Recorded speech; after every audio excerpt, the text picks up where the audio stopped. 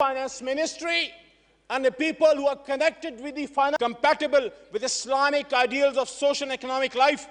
The economic system of the West, ये बड़ी important बात है. वो आदमी जो पाकिस्तान बना गया 1948 में कह रहा है दूसरी जंग अजीम अभी हाल ही में खत्म हुई है, मुल्क आजाद हुआ है, कि the economic system of the West has created almost insoluble problems for humanity and to many of.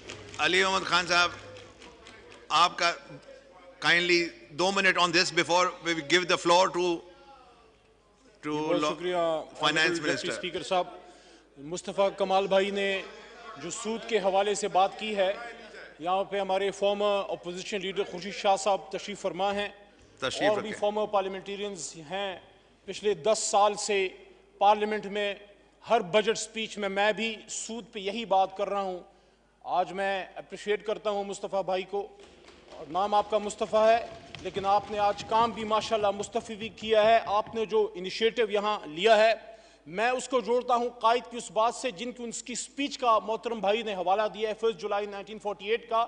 उसके हवाले से एक बात कायद ने सिब्बी दरबार में मोहतरम डिप्टी स्पीकर साहब की थी और वो इससे बिल्कुल डायरेक्टली कनेक्टेड है. कायद ने फरमाया कि it is my firm belief that our true salvation lies in following the golden rules of conduct set for us by the great lawgiver of Islam, Muhammad Sallallahu Alaihi Wasallam. Let us lay the foundations of our democracy on true Islamic principles of social and economic justice. और यही बात फिर कायद ने 1948 में state bank को की, जिसका हवाला मोहतरम फाजिल मेंबर जनाब मुस्तफ़ा कमाल साहब ने दिया.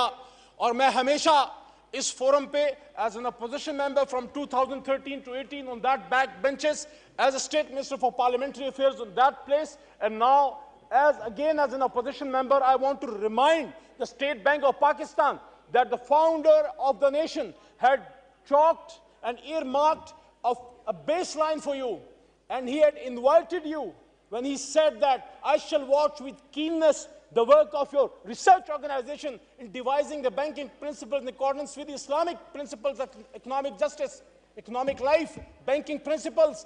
तो पिछले 75 साल से जनाब डिप्टी स्पीकर साहब, पाकिस्तान का स्टेट बैंक, हमारी finance ministry and the people who are connected with the finance division directly वो एब्रोगेट कर रहे हैं कायद आज़म मोहम्मद अली जिन्ना की इस डायरेक्शन को, जिसमें उन्होंने फरमाया just 30-40 more seconds. I shall watch with keenness the work of your research organization in evolving the banking practices compatible with Islamic ideals of social and economic life. The economic system of the West, ये बड़ी important बात है. वो आदमी जो पाकिस्तान बना गया 1948 में कह रहा है दूसरी जंग अजीम अभी हाल ही में खत्म हुई है, मुल्क आजाद हुआ है, कि the economic system of the West has created almost insoluble problems for humanity, and to many of us it appears that only a miracle can save it from disaster that is not facing the world, that is now facing the world. It has failed to do justice between man and to eradicate friction from the international field. कि Western economic system fail हो गया, कायद फरमाने.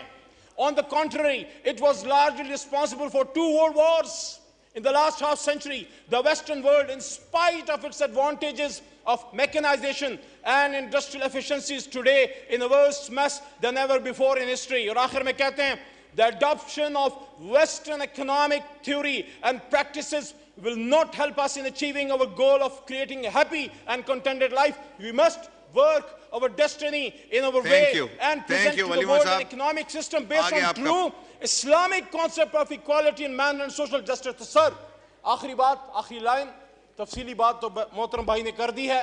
सूरह बकरा की भी बात की. मौलाना साहब फिर ना नाराज हो जाएं, आपकी कोई जनाब ये दीन हमारा भी है, हुजूर सल्लल्लाहु अलैहि वसल्लम हमारे भी नबी हैं, कुरान हम सबका है और हम सब ने इस पे अमल करना है. आपने करवाना होता तो कब का ये सारा सिस्टम ठीक हो चुका होता. अब हम आम लोगों ने खड़े होना होगा. तो मैं ये सजेस्ट करता हूं कि कुरान में अल्लाह कहते हैं, जिस तरह भाई ने बात की कि सूद को अल्लाह खत्म करता है और तजारत को बढ़ाता है, और अल्लाह रसूल से जंग है सूद. और ये भी फरमाया कि सूद जो करता है वो अपनी माँ, अल्लाह माफ करे, से जना के बराबर है. तो मैं इस ऐवान को ये कहना चाहता हूं, हमारी लड़ाइयां वगैरह भी होती रहेंगी, बदकिस्मती से जो माहौल है वो चलता रहेगा. ये मैं 10 साल से देख रहा हूं. लेकिन ये ऐवान अगर ये काम कर गया जो हम हमेशा कहते रहे, और मुस्तफा भाई ने भी बात की है, और मैं समझता हूं कि फाइनेंस मिनिस्टर साहब इसको सपोर्ट करेंगे। हम ये नहीं कह रहे कि आज रात मोहतरम शहबाज शरीफ साहब या फाइनेंस मिनिस्टर साहब आज रात हुक्म करें कल से सूदी निजाम खत्म हो जाए, but we have to find a way to slowly and gradually get out of it. शुक्रिया अली अहमद साहब, आपका पॉइंट आ गया। आपने खोले माइक खोले। जो यहां मुस्तफा कमाल साहब ने बात की 38F की कि there has to be a limit कि हमने कब इससे निकलना है। पहले ये अवाम फैसला कर ले कि अवामी लोग हैं, हमेशा ये इसको सपोर्ट करते हैं, आगे बात नहीं जाती। मैं प्रैक्टिकली एक तजवीज दे रहा हूं। देखिए सुप्रीम कोर्ट तक बात गई, मुशर्रफ साहब के दौर में फिर उस पर फुल स्टॉप लगा दिया गया।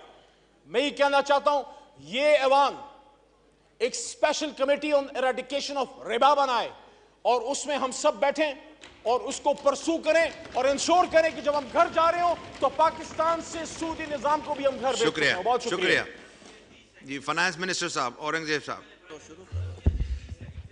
आई थिंक काफी पुरजोश तकरीरें नहीं, सॉरी जवाब आने देना, अब जवाब आने दें प्लीज, प्लीज सर थोड़ी देर तशरीफ रखिए, जवाब आ जाए उसके बाद देखते हैं, जवाब आ जाए। ये देखिए जी, बहुत पुरजोश तकरीरें हुई हैं और by the honourable members of the national assembly. तो मुझे बात समझ नहीं आ रही कि ये किस चीज़ पे तकरीरें हुई हैं। एक डिसीजन हो चुका है, वो शरिया कोर्ट का डिसीजन है, उसका एक इम्प्लीमेंटेशन टाइम फ्रेम आ चुका है। और अगर ये ऑनरेबल मेंबर्स मुझे ये बता दें कि banking industry is it moving in that direction और नॉट, और ये मुझे खुद पता है कि पिछले साल कितनी ब्रांचेस जो हैं वो कन्वेंशनल ब्रांचेस से इस्लामिक ब्रांचेस में कन्वर्ट हो चुकी हैं। तो देयर इज अ सर्टेन